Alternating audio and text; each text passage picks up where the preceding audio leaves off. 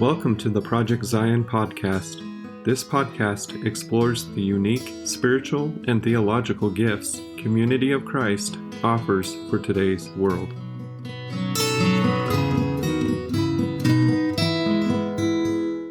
Hello, and welcome to the Project Zion podcast. I'm your host, Carla Long, and today you're listening to What's Brewing, which talks about all kinds of missional activities that happen all over the church. And boy, are you in for a treat today, because I am here with Susan Oxley, Rick Maupin, and Ken McLaughlin, and they're going to talk about what their life is like now after being members of the World Church Leadership Council and retiring. So hello, Susan. Hello, Rick. Hello, Ken. I'm going to let them introduce themselves to you. So Susan, why don't you tell us a little bit about yourself and what keeps you busy? Okay, I'm Susan Oxley. I'm a grandmother of 4 delightful grandkids. I'm an evangelist in Community of Christ. I live in a condo in West Seattle, having sold my big old house in Renton a few years ago and downsized. I live about 10 minutes from my daughters and their families, so I get to see my grandkids a lot, which is wonderful. And my grandkids are 19, 13, and twins 11. So you definitely stay busy. I stay busy, plus all the church work. Oh, yes, which we're going to hear about. Rick, what about you? Yeah, it's good to be with you all. I'm Rick Maupin, as Carla has indicated. I currently live in the middle of the United States, or somewhat the middle, Lee Summit, Missouri, USA. And I'm happily married for a little over 50 years now. My wife and I have 3 adult children, and they have produced 6 beautiful grandchildren for us. Wonderful grandchildren, particularly that 3-year-old granddaughter who lives in British Columbia, Canada, that we don't get to see as often as we would like. But we actually live within literally 14 feet of one of our daughters. We built at the same time when we retired, and they decided to build. So it's good to be that close to some of the grandkids. And, they drag their parents along at times, but we put up with that. I stay busy, and maybe a little later talk a little bit about some of the church work that I have the opportunity to participate in, but I do a little building. I know enough about building to be dangerous, but I enjoy that. My son-in-law, one that lives next door, who's a family doc here in Lee Summit, we have a pretty good sized wood shop in our basement. That was the intent when we built our house. And so Mike and I do quite a bit of woodworking. Matter of fact, he's down there right now building a 16-foot canoe. So you may hear a little background noise. Love to travel. That was not the case right after retirement. I was ready to stay at home and not get on another airplane for a long time, and love gardening, have a vegetable garden. So that pretty well sums up what keeps me busy. Well, all of that sounds super fun, super fun. And I think your daughter is brilliant for living right next door to you, because, man, that makes date nights for her a lot easier. It does. And her brilliance, she dipped deeply into her mother's gene pool. Thanks, Rick. Ken, what about you? My name's Ken McLaughlin. I'm happy to be with you. And right now with Carla and Susan and Rick on the line, 3 people who I greatly admire. So it's just such a pleasure to do this. I've been retired, I think, the longest of all of you, and have done a variety of things in retirement, including I was the regional director of philanthropy for the Salvation Army, and then became the chief operating officer of the Polycystic Kidney Disease Foundation. After that, I realized it was time to start doing part-time things, and I chose something that I truly wanted to do rather than something that would earn me anything other than pocket change, although some people do live on this salary. I'm a substitute teacher in 2 school districts, the Blue Springs School District and the Kansas City Public School District. Most of that, virtually all of it, is with kindergarten, 1st, 2nd, and 3rd graders. And I spend most of my time subbing in one specific school in Kansas City, which is a dual language elementary school academy. And I speak bilingually, although my Spanish is only enough to get me through in the classroom. I had one young Hispanic kid look up at me one day in Spanish. He said, "You do pretty well for an old white man from America." And I loved that. It was a great compliment. My wife, Sue, has also worked for the church and is retired. And in retirement, she is employed by a local family law and elder law firm. My kids, Katie and Matt's a local attorney, also does family law, but they don't work for the same law firm. And my daughter Katie's the director of communications for a school district in Iowa. Our 4 grandkids, they all live in Iowa, 6 hours away.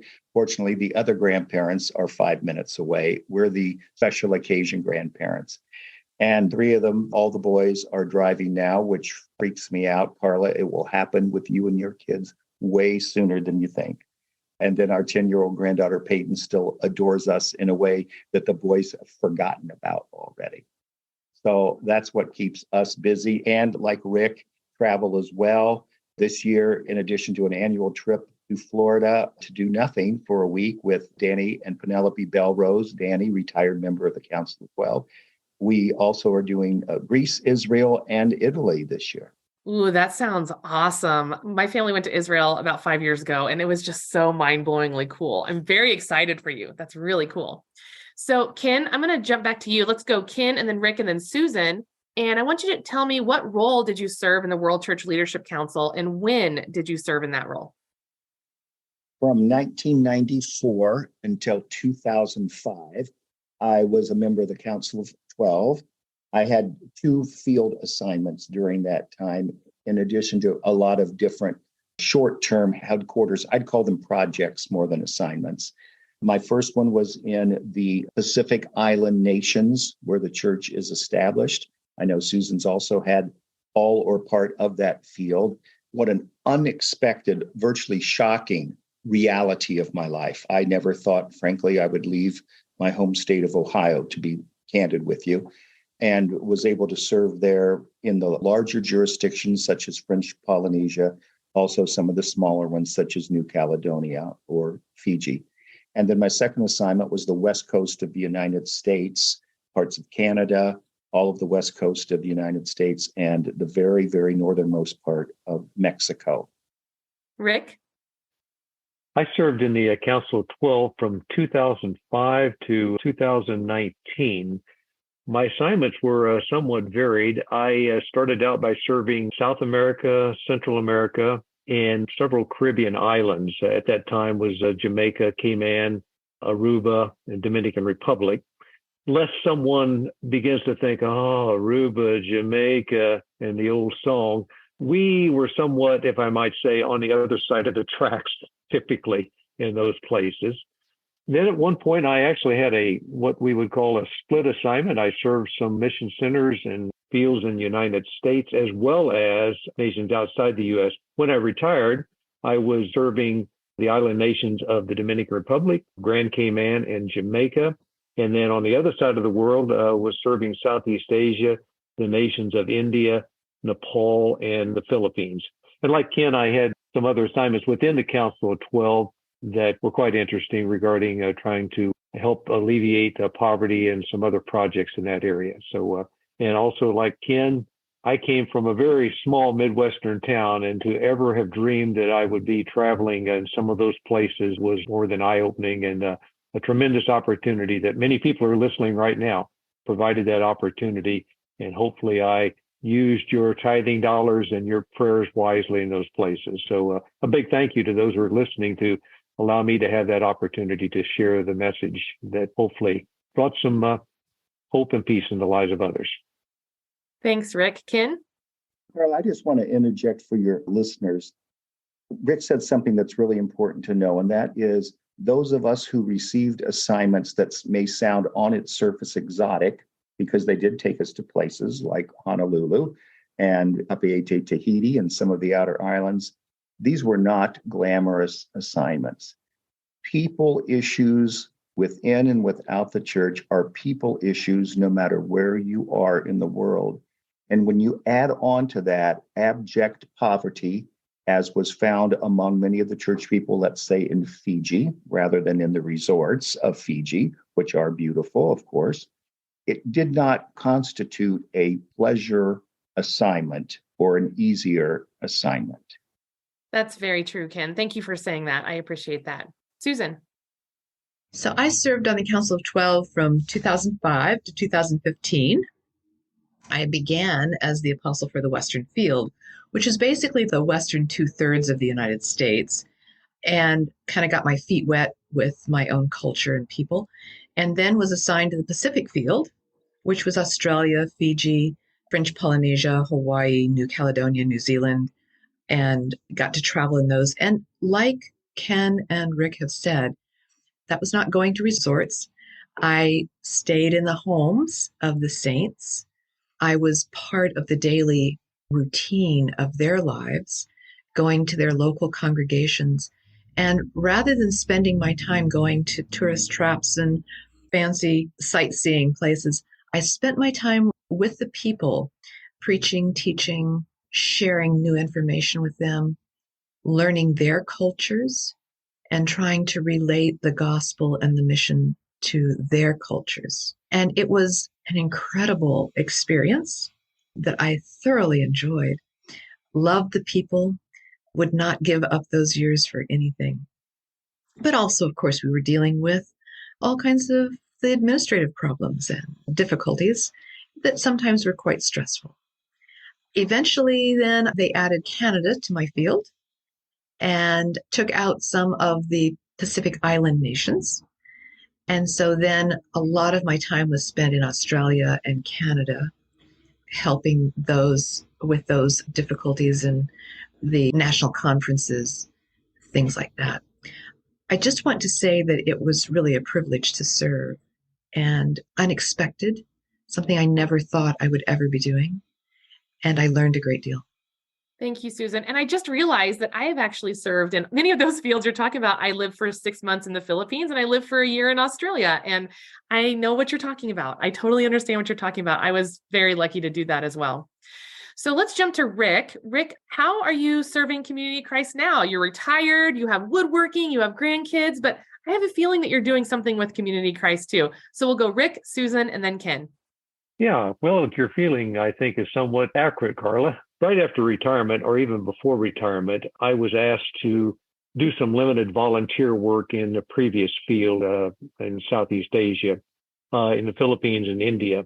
While serving in India, some background here, and in India, while I was serving there, we were able to get the church registered, which is a major step, as Ken and Susan would know. In many places, to get the church registered can be a multi-year, even a decadal project.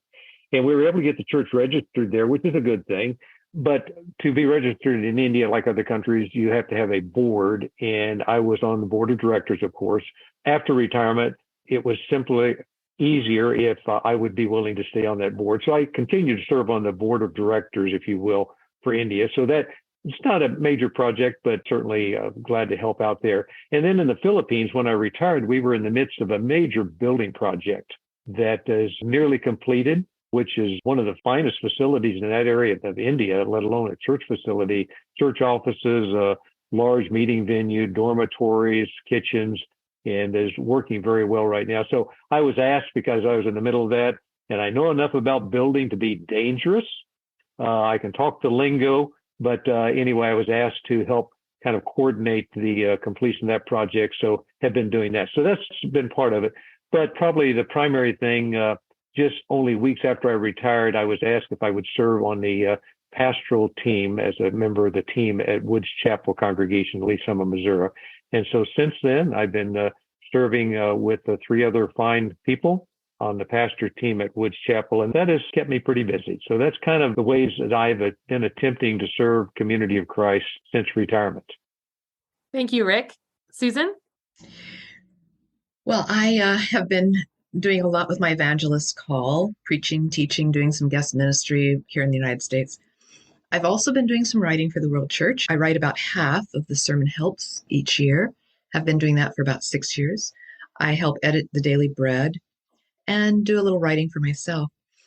I've been very busy with my local congregation as well, providing some personal ministry and helping with worship planning and activities, pastoral care. A lot of my time is spent with the North American Climate Justice Team, which is sponsored by the Greater Pacific Northwest Mission Field, creating educational webinars, interactive Zoom conversations, and basically helping to raise the awareness of climate issues. And that takes a lot of time, a lot of effort, a lot of coordinating. And so I'm really happy to be serving on that team. One of the other things that is rather unusual is that I serve as the camp pastor for a unique camp that we have here in the Greater Pacific Northwest called Camp Mindcraft. We have purchased the platform of the Java edition of Mindcraft, and we have kids and adults that come in and play together in Camp Mindcraft according to specific guidelines that we set up so that it's not quite as violent and difficult as the standard Minecraft is. And I got roped into that with my grandkids and now serve as the pastor for Camp Mindcraft. I'm called Fast Wing 70, but I'm probably the slowest one in camp and the least capable, but I'm busy killing skeletons and building houses and mining for gold and diamonds, but in the process also supporting the kids, being a listening ear, assisting them in any way I can. And then they take care of me. They protect me when I get in there and help me fight the mobs off and keep me safe. So that's a lot of fun. I have been occasionally doing some special activities for the World Church or the local mission center. I serve as a congregational leadership support minister for a couple of congregations, and I keep very busy. I have a very active life, and I love it. That's awesome. And I love that you're the pastor of Camp Mindcraft. That is the most adorable thing I've heard all day. Ken, what about you? Well, let me start by saying I recognize that there's a lot of my colleagues, past and present, who have had major church roles, who from time to time, especially at the end of a major leadership role, like serving the World Church and the Council of 12, they've needed time off. They've needed to back off. They've just needed to be away from the day-to-day life of Community of Christ. And I honor and respect that. I've not ever been in that boat. I'll be 72 this year. And I have to say that I have been an active participant of a congregation for all 72 years. I've just not needed that break. That would have far more to do with my personality than something that I should get a medal for doing. I am the lead pastor for the fourth time in my life of a congregation right now. This is my third year to do that. And it's my second time to be the pastor at the Walnut Gardens congregation, which is on the far east side of Independence. The first time I was pastor, I started when I was 35, and this time I started when I was 70. So there's been a 35-year gap in that with two other congregations as well. I love doing that.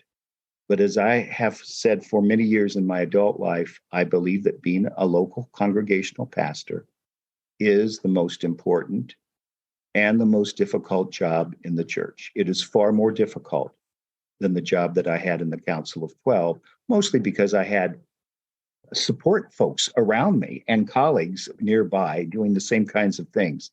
Being a COVID pastor, and that's what I call those of us that have had to do that, has been incredibly more difficult and complex. And things going on behind the scenes that those who simply were on the Zoom meetings that we had on Sunday morning didn't know about. Revving up our pastoral care, for example, to make sure that nobody was left out of being cared for during COVID, dealing with COVID deaths in the congregation. One very early on before we even knew what a COVID death was. And so I thoroughly enjoy that. I will be honest with you and your listeners. I am focused only on congregational ministries.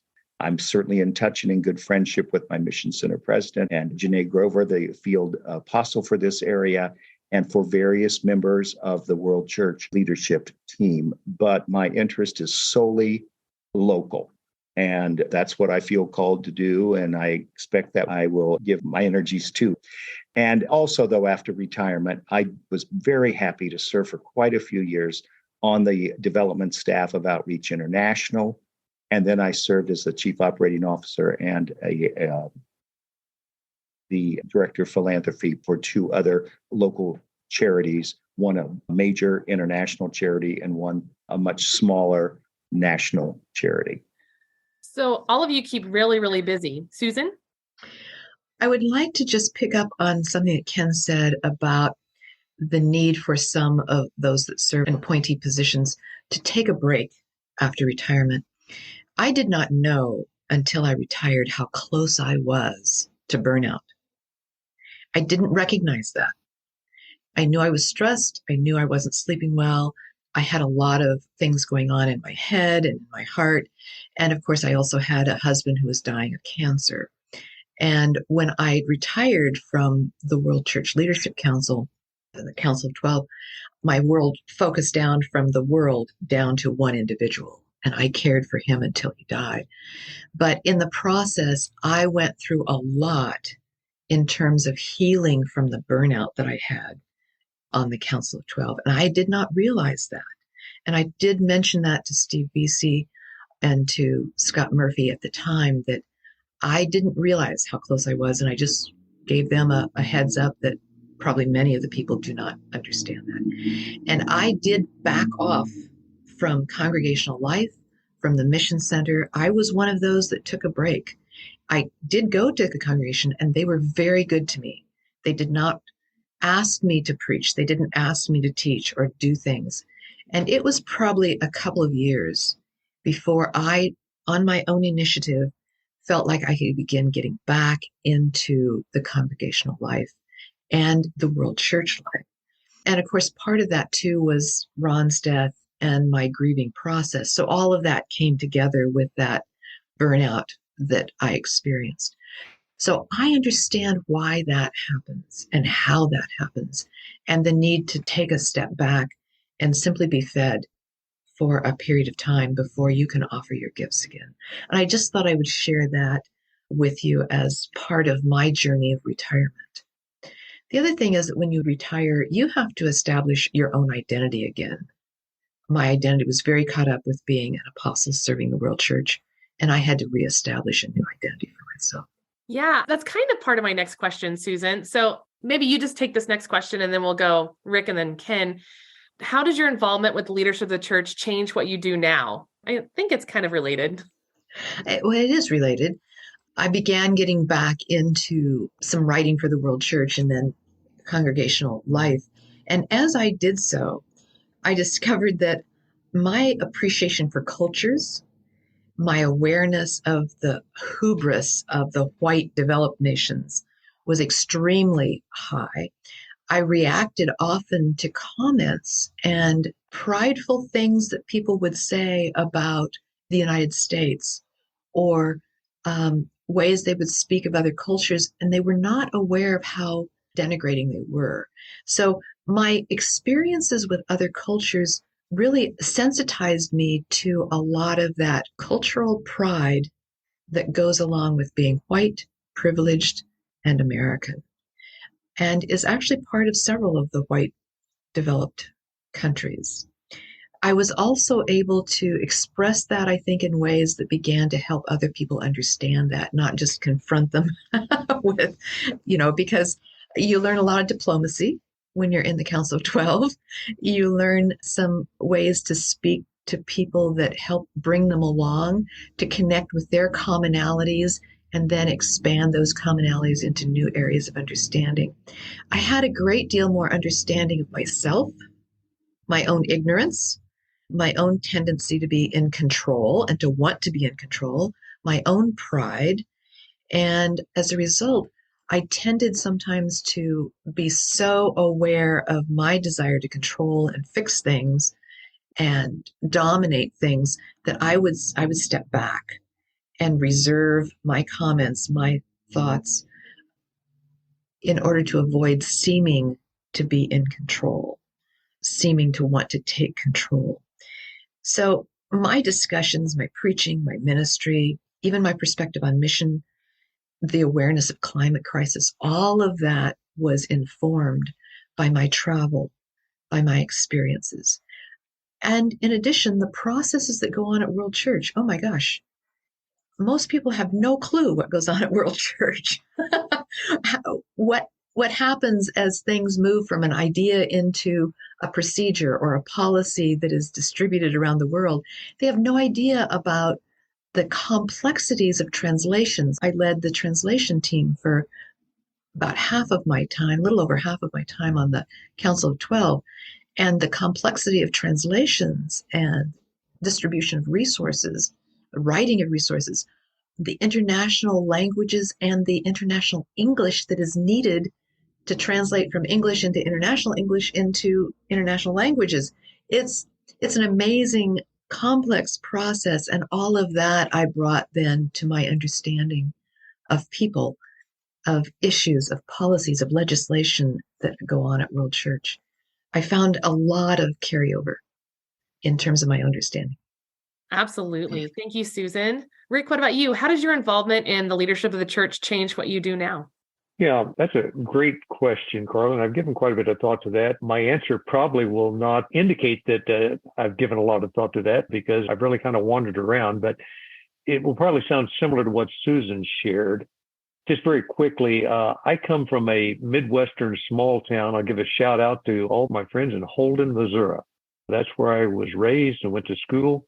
And don't want these comments in any way to be negative or denigrating, but many of us that lived in Holden and the Holden area kind of saw the rest of our lives kind of in that area, not only geographically, but in other ways. And that's kind of where I had come from. And so certainly my opportunity to share in other cultures around the world, broadening would not even come close to saying what that has done for me and how that has, I think, helped form me. I can tell you right now that serving in other cultures, there was a lot more forming of Rick Maupin than Rick Maupin helping form people in those cultures. And at times I didn't fully recognize that. You know, even though it may have been subconscious, I think I went into other places with this idea that my culture was the pinnacle of cultures. And as I served with other leaders in those cultures, they certainly patiently helped me understand that there are other ways, but ways in air quotes there. There are other ways. There are different ways that are every bit as good and sometimes much better than the perceptions that had been formed in my mind and heart by my own culture. One of my first trips in India to a very remote location, and both Ken and Susan will probably relate to this in some ways. We had traveled for many hours. We were in a very remote village. Abject poverty does not describe the scene that I saw when we drove into that village. But once we were in the village, and we were going to be there for 2 or 3 days for a variety of activities, some elderly ladies in the village, and just to kind of give people an idea of the scene, not only the poverty, but oftentimes in the more remote rural areas that we would probably consider less educated. It was interesting that many of the older women would wear quite a bit of jewelry that had some cultural things. But I remember these 2 elderly sisters very well, a couple of nose rings in their ears, and they looked like they were probably in their 80s. They may have been in their 50s, but I'll never forget that scene. And they asked me to sit down on the porch of this little school building. Didn't know what was going on. I hadn't been told ahead of time by our leaders. They set me down and they started taking off my shoes. And I was a bit apprehensive. And then I recognized what was happening as they brought over a pan of water. They took off my shoes and they took off my socks. And these older sisters, very wrinkled skin on their hands that was hard, that had come from decades of hard work of just trying to survive, wiping my feet. There's probably no other image that stands out more to me that has helped impact, I hope, my ministry and my leadership. In that culture where a woman would rarely touch another man who she was not married to, for them to hold my feet and wash my feet, what that said to me was, you are accepted and loved. We don't know you. We have no idea really who you are other than a title that other leaders have shared with us about you, but we want you to know that you're loved and cared for. And I think for me, that has hopefully helped shape my ministry and my leadership of what it means to truly accept and love another person. I don't think I'll ever be at that level of love and acceptance that those 2 sisters were at that moment. But when I think about those times when I get frustrated, sometimes frustrated with myself more than others, but frustrated with other members of the congregation I serve, I have to reflect back on those moments and say, wait a minute, am I reflecting what those two sisters shared with me in those moments? So I think for me, there are other things, but that probably has changed my ministry and helped shape my ministry, and hopefully in some significant ways. And I think in those moments also, that subconscious or even conscious hierarchical ladder regarding culture that I had in my mind, it really began to shrink some. There are many other stories I could share, but that sums up how my ministry, I think, hopefully has been shaped and formed in ways that is hopefully more effective today. Thanks, Rick. That was beautiful. Thank you so much for sharing that. Ken, what about you? How does your involvement in the world leadership of the church change what you do now? Carla, this is the most difficult question that you indicated you might be asking us today. I'm going to go a different direction, I think, that from Susan and Rick, though I understand through experience exactly the kinds of things they were talking to me.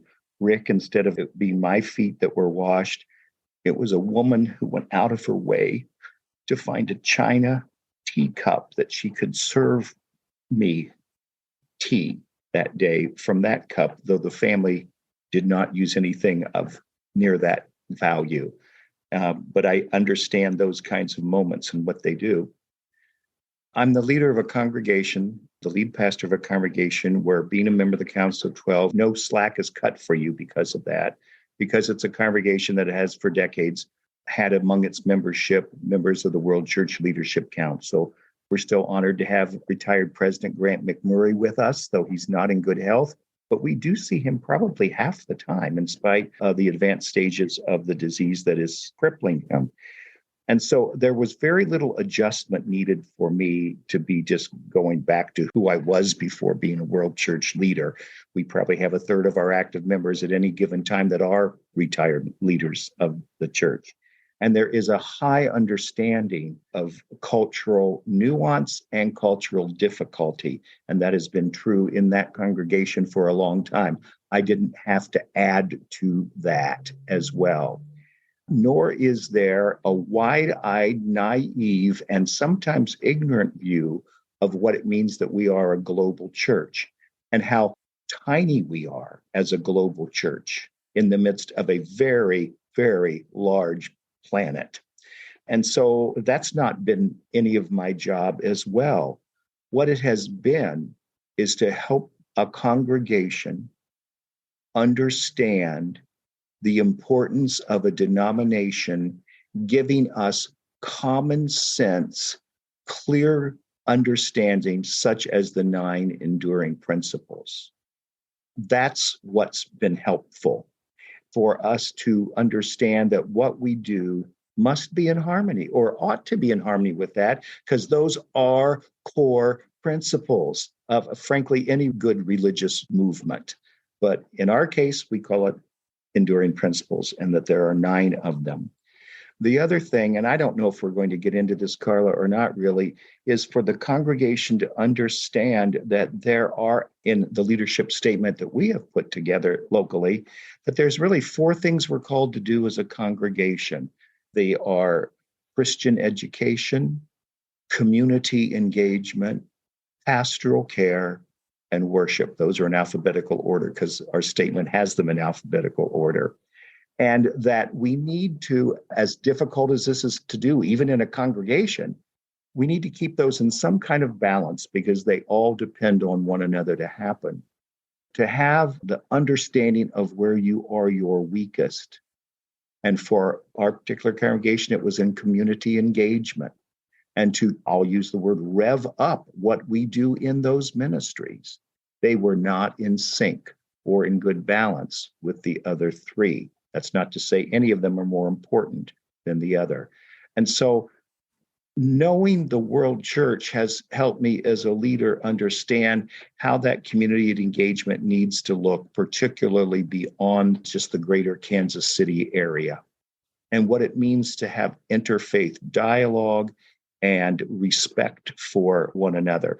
Right now, we're planning to have, as one of our speakers, a local Muslim community activist who also happens to be a gregarious, wonderful man who has hilarious, humorous insights into America. He's Turkish by his own background. But for those kinds of things, to be a part of the fabric of a congregation, to invite our mayor to speak to us, not as an afterthought, but on Sunday morning at the main time. Those are the kinds of things that the World Church has helped me as a leader understand need to happen routinely, not necessarily constantly, but continuously. Otherwise, we're just not succeeding at mission locally. Oh, no, that's okay. I appreciated what all of you had to say. And I also appreciated that all three of you came from a different place.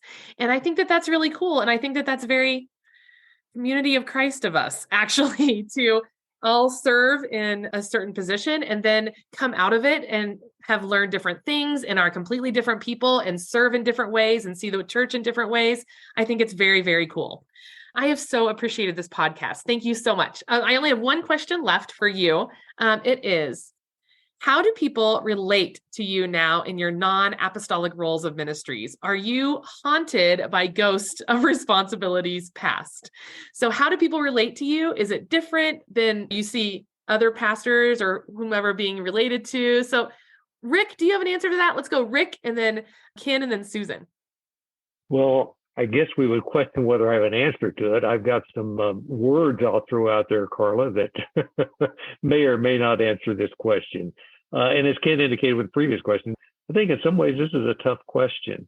You know, I first read that question, Carla. I think the first thing that came to my mind was my close working relationship with the other three members of the pastor team at Woods Chapel. Well, we work very closely. We meet multiple hours a week, literally in meetings.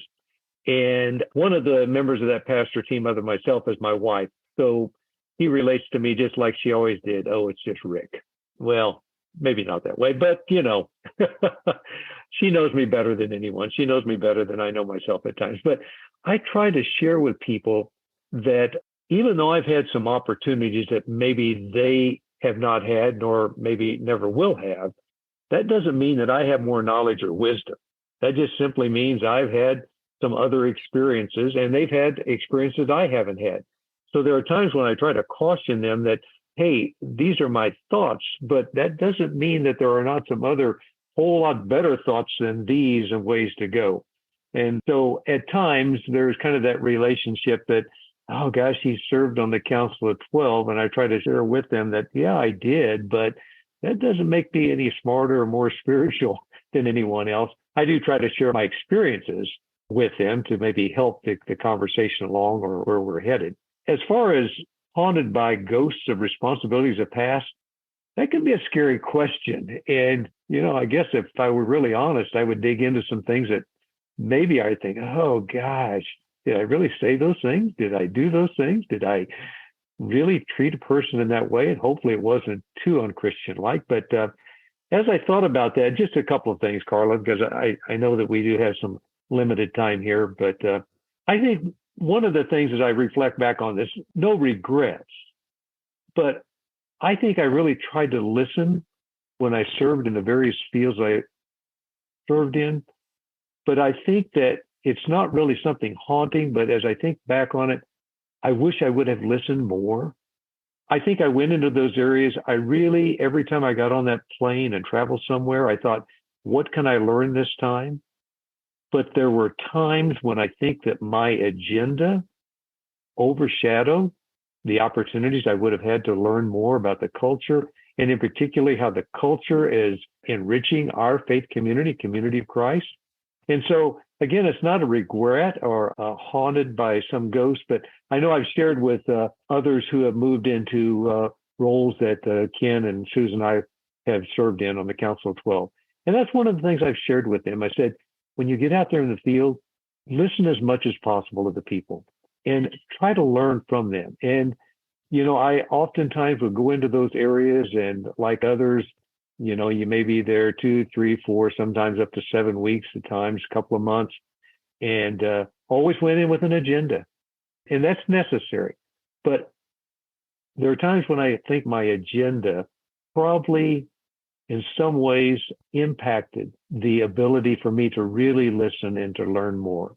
If I knew what I know now back several years ago, I probably would have gotten off of that plane and said, okay, let's set the agenda aside for a little bit and listen a little bit more. And so again, I don't want to say that's a regret.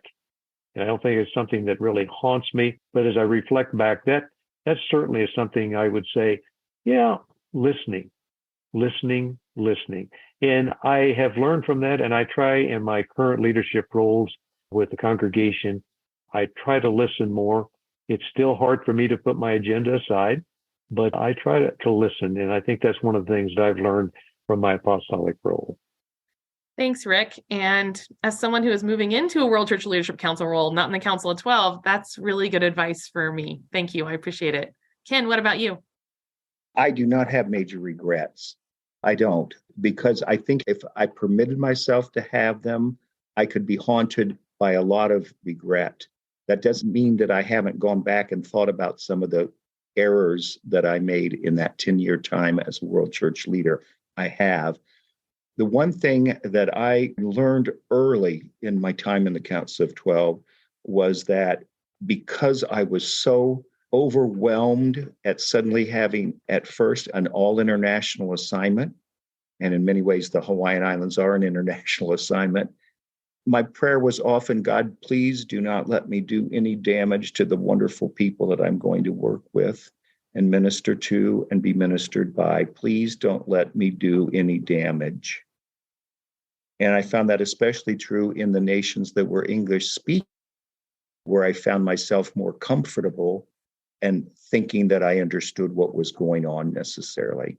So I would say that I regret that the World Church as an institution is, at least by my dated information, spends a great deal of time on unproductive meetings, and that it has not become a more efficient institution in that regard.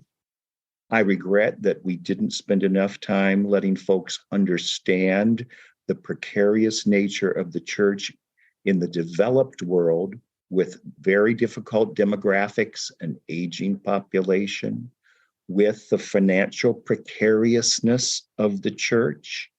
I regret that in our official publications, we painted too rosy of a picture, and I believe still do paint too rosy of a picture.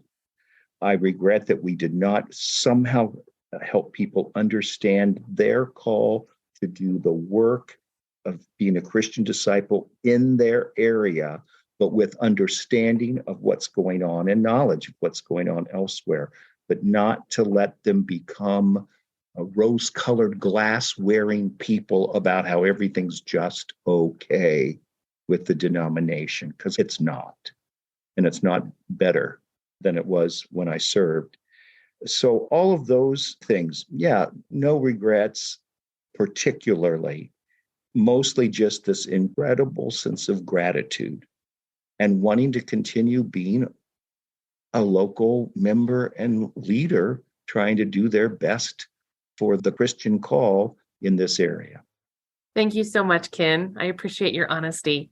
Susan, what about you? Yeah, so most of the people that know me well, family and friends and my close associates, they just know me as Susan, Oma, Nana, Mom, and I think don't even consider the fact that I used to be an apostle.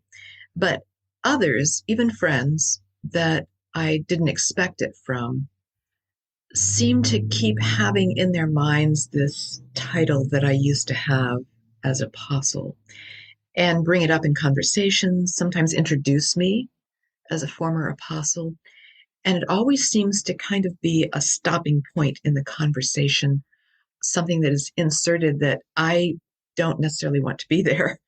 And it puts a strain on conversations at times, especially if we happen to be talking theology or about the world church. Those are the times I tend to hold back on my own comments, because otherwise I come across as too authoritative, and I have no authority anymore, if I ever did. Past responsibilities haunt me sometimes. There are things I wish I could have done better, that I wish I could have handled differently. I sometimes think about how much time I spent on administrative ideas and tasks and all of those paperwork kinds of things instead of people work, and wish it had been different. But I really don't have any major regrets, just some things I would have done differently if I could have. But I also find I'm haunted by those responsibilities when people ask me questions about current policies and procedures or current legislation and expect me to have the answers. And I have to keep reminding them, I resigned from the council 7 years ago, and things have changed since then. And they've developed, they've matured, they've moved on. And so whatever I say is an answer that is 7 years old. And you have to remember when you ask me a question that that's what I'm telling you is how things were 7 years ago. And whatever I knew then, I may have even forgotten or am remembering wrong. So I just have to always preface my comments with that. People expect me to know inside information or be buddy-buddy with somebody in the world church that I may hardly know because they came after me. And so there's also this little bit of name dropping that people do and then nudge, oh, you know that person, or you know what they think. And I'm going, no, not necessarily. So there's some of that goes on. And I just try to laugh it off and keep being who I am. And gradually over the years, that's gotten a little bit better. But as I work in new areas and new ministry, I am so grateful for the time I spent, the enrichment that it gave me, the doors that were opened for new opportunities. I have been so blessed. And I am grateful for every single experience I had. Well, I am grateful for all three of you. Thank you so much for loaning us your wisdom and just talking about all the things that people might not understand. So I really am grateful for that. And thank you so much for being here, Susan, Rick, and Ken. It's been an honor to speak to you today. And I'm just feels really grateful that I get to call you friends. Thank you for the opportunity, Carla. This is fun.